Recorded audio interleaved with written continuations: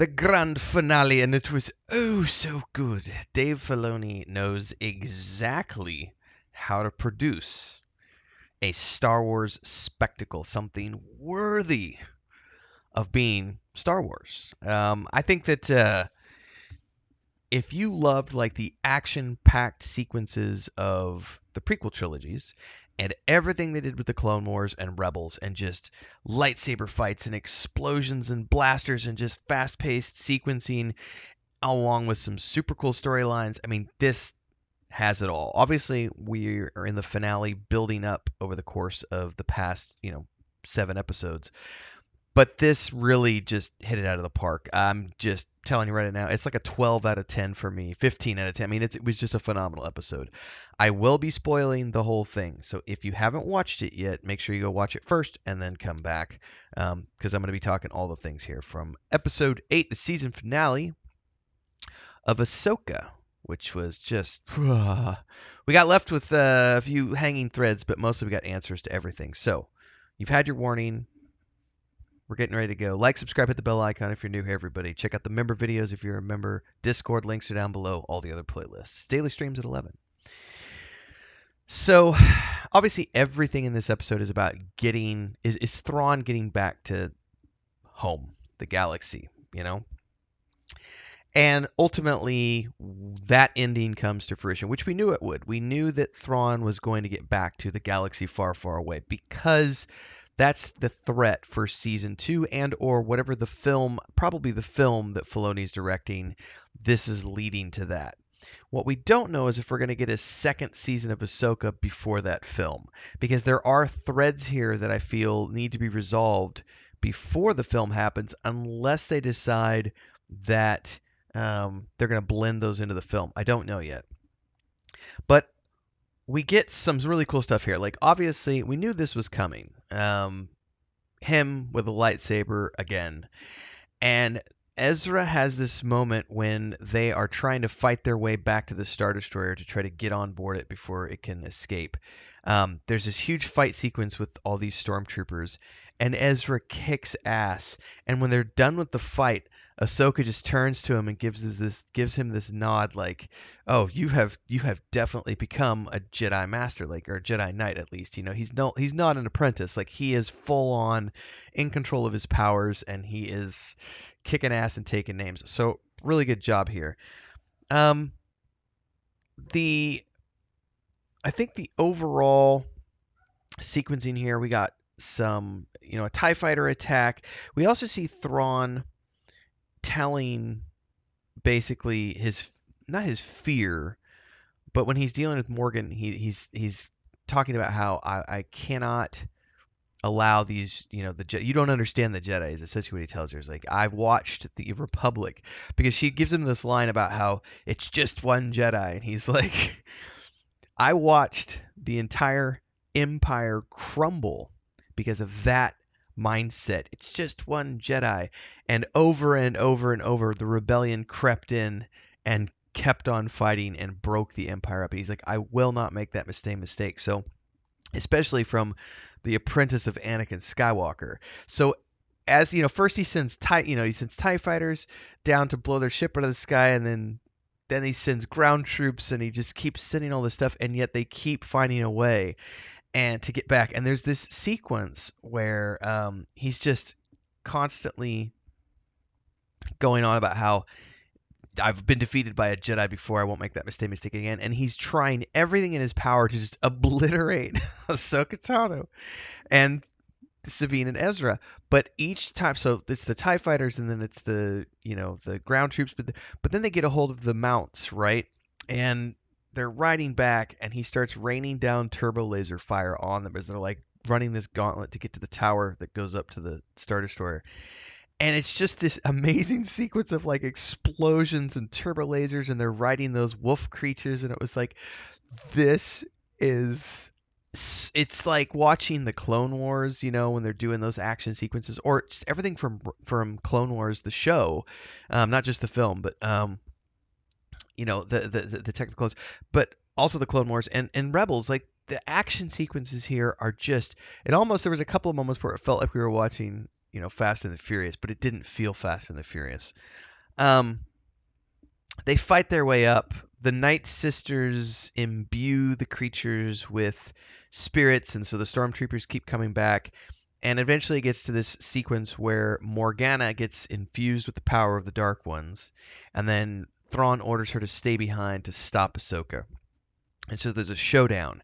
Meanwhile, Ezra and Sabine go around and go to stop Thrawn, but they get separated because the ship actually, Star Destroyer actually takes off, and Ezra and Sabine convinces Ezra to make this heroic jump where he just leaps off this top of the fortress towards the Star Destroyer, and then she force pushes him, and he goes up, up, up, up, up, and makes it into the Star Destroyer, and then turns around, but she doesn't follow because as she turns around, she sees Ahsoka coming up, surrounded by the stormtroopers, and so she decides to stay. Um, and they have the sequence where they face off with Morgana. Morgana's, gets killed. Ahsoka takes her out, but it's a very impressive lightsaber sequence or fight sequence here between Morgana with her green witchblade and Ahsoka with her dual lightsabers, eventually down to one lightsaber. That was a great, great fight sequence there. And then Star Destroyer is, off into the atmosphere.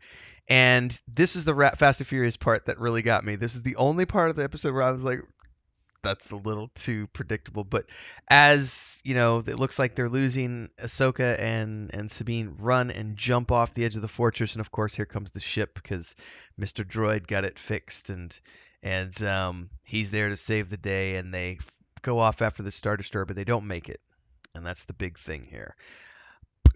They're back and they're on Dathomir, which is, it appears where they're going is Dathomir. But when they get into the galaxy, Ezra steals a shuttle and makes it out and meets up with Hera at the very end. So there's that meeting between Hera, Chopper, and Ezra.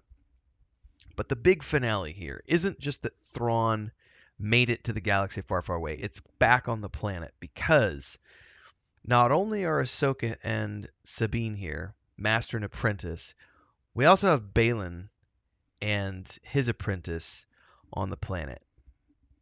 Quick commercial break, everyone, to give a shout out to our first official guild officer, Bubalonia, as well as all of the guild champions, and of course, all of the members who help keep me on the air full time. To join as a member, simply click that join button below and pick your tier, but you can also support with super chats on any live stream or premiere, or super thanks on any upload or YouTube short. Don't forget the Discord. Let's get back to the video. It is really unfortunate. Rest in peace, Ray Stevenson. It is so I don't want disappointing is a word I will use, but it's not the emotion I want to convey. It's a travesty. It's a deep sadness that I have, a disappointment that he didn't get to witness the power of his character with the fan base. He was a great actor. I remember first watching him as Pullo in Rome, which I've seen 3 times through. If you've never watched the series Rome from HBO, it did ultimately get canceled, but it was so damn good. And he played the character of Pullo, one of the Roman soldiers, and it was just brilliant. And then to watch him go on and do things like Punisher and other stuff over the years, he was a very talented actor. Blackbeard in Black Sails, which Chris and I have watched through 3 times. Also a great show. If you've not watched it, it's Pirates. It's definitely an adult show. Don't watch that one with your kids. It's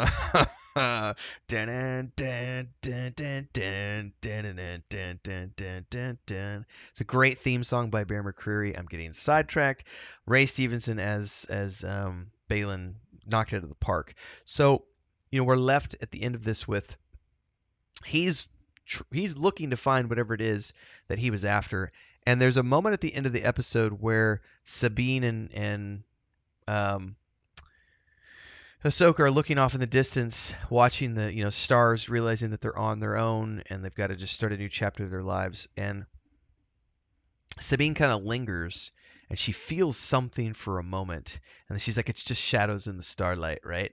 And then it pans around and it pulls back and it shows Sabine and Sabine kind of walks away, but Ahsoka stays and looks out onto the universe of stars and looking over the darkness of the planet. And then as it pans away, we get Anakin Skywalker, Hayden Christensen doing the Force Ghost thing as Anakin, looking on and smiling at his apprentice, like as the Force Ghost, and it's like, God, Dave Filoni, you pulled out all the stops, man. You gave us Force Ghosts, you gave us lightsaber fights, you gave us explosions, and a threat that's larger than life. You know, there was a lot of good stuff that happened in this episode.